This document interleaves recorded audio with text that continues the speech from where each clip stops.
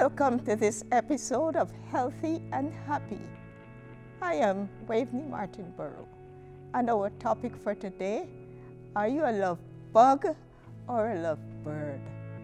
Dr. Schubert Palmer is our presenter.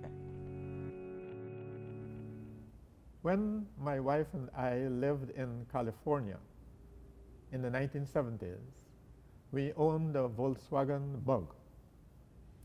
But that's not the bug we're talking about in this episode.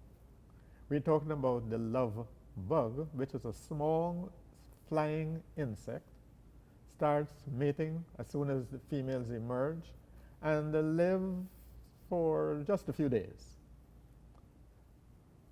On the other hand, there is the love bird. This is an affectionate parrot. It has a strong monogamous bond to its mate and lives for 10 to 15 years. So, Dr. Palmer, does a loving relationship have anything to do with good health? It surely does. Just like the lovebirds, we are created to love and to be loved. Do you know that if a baby is fed but it's never touched, it will die? And studies show that an intimate marriage increases health and lengthens life, and studies also show that simple cohabitation does not. Wow, that's important to know. It's also interesting to realize that when God created the first couple, He designed them to live like love birds. He told them they should become one flesh, which is a term that refers to sexual intimacy. But today, each person has a choice.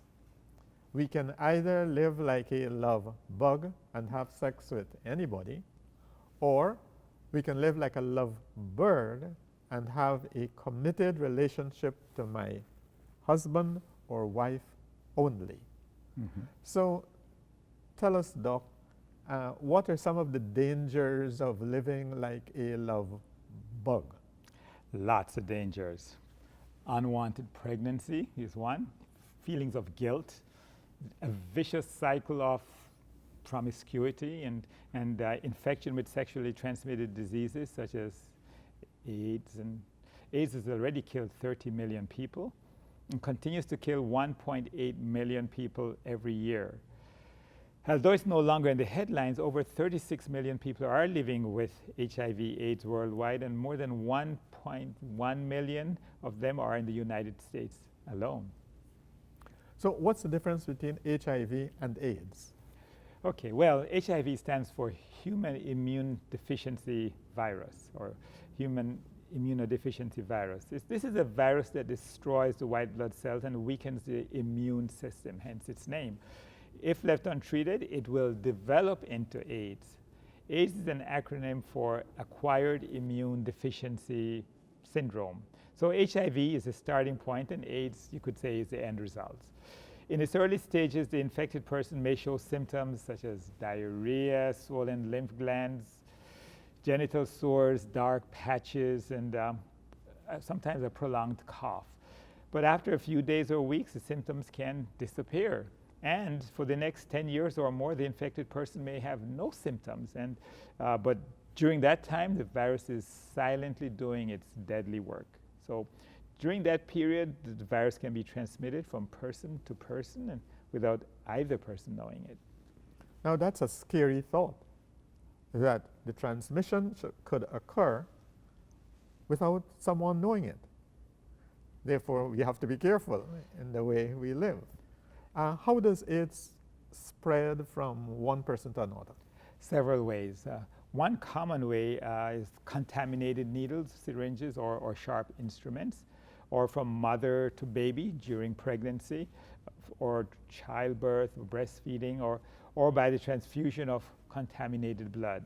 But the most common way is by having unprotected vaginal, anal, or oral sex with an infected person. So what can we do to prevent its spread?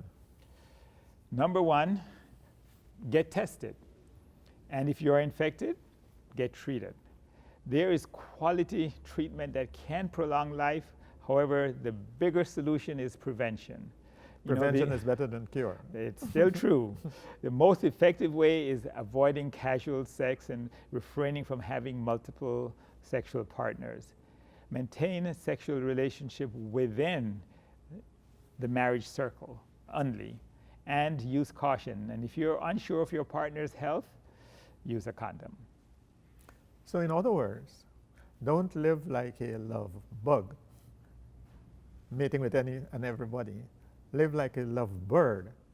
Confine your sex relationship to your husband or wife only.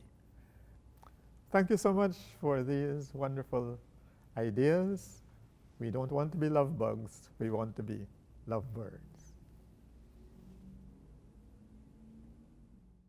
These are excellent strategies. Be sure to view part 2 of this episode.